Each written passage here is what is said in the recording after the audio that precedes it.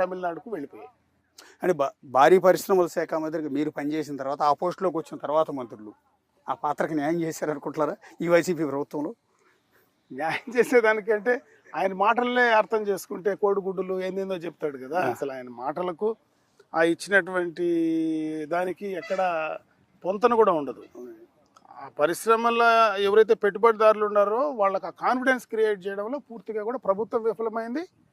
ఆ చేసినటువంటి వాళ్ళు కూడా పూర్తిగా కూడా విఫలమైనారని క్లియర్ కట్గా అర్థమవుతుంది. 2019లో ఓడిపోయి ప్రతిపక్షంలోకి వచ్చిన తర్వాత అంటే మీ ప్రభుత్వం మీ పార్టీ ప్రతిపక్షంలోకి వచ్చిన తర్వాత పర్టికులర్గా మీ మీద ఎన్ని కేసులు నమోదయ్యాయి, ఎన్నిసార్లు జైలుకి వెళ్ళారు? దాదాపు నాకు 35 కేసులు ఉన్నాయి. 35 నాన్ బెయిలబుల్ కేసులు ఉన్నాయి. ఆర్మ్స్ యాక్ట్ కూడా పెట్టారు. ఆర్మ్స్ యాక్ట్లు ఉన్నాయి, రకరకాలైన కేసులు ఉన్నాయి. పాత కేసులు 2006-07 అప్పుడు కేసు రాయదుర్గంలో ఓబులాపురం మైన్స్కి సంబంధించి ఆ పోలీస్ స్టేషన్లో మేము ఆ రోజు ధర్నా చేసి 3 రోజులు పనుకుంటే ఆ కేసు కూడా ఉందా లేదా కూడా తెలియదు.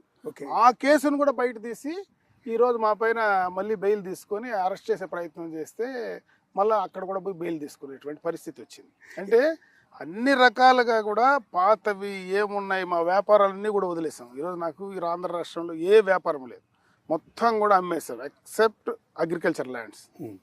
ఏదో పెద్దలు మా తాతలు సంపాదించిన ఆస్తులు తప్పించి మొత్తం మాకు ఉన్నటువంటి వ్యాపారాలు, నాకు కన్స్ట్రక్షన్ కంపెనీస్ ఉండేటివి అన్నీ కూడా టోటల్గా అమ్మేసాం. పూర్తిగా కూడా క్లోజ్ చేసేసాం. మళ్ళీ వైసీపీలోకి వెనక్కి రమ్మని అంటే ఇన్ని దెబ్బలు తగిలాయి కాబట్టి ఆటోమేటిక్గా మీకు కొంత ఇబ్బంది కలుగుతుంది. మళ్ళీ పార్టీ మారమని వైసీపీలోకి రమ్మని ఏమైనా ఆహ్వానాలు కానీ అట్లాంటివి వచ్చినాయి? లేదు, నా దగ్గర ఏం లేదు. అసలు అటువంటి పరిస్థితి ఎవరు నన్ను అడిగింది లేదు. మనకు అటువంటి ఆలోచన రాదు.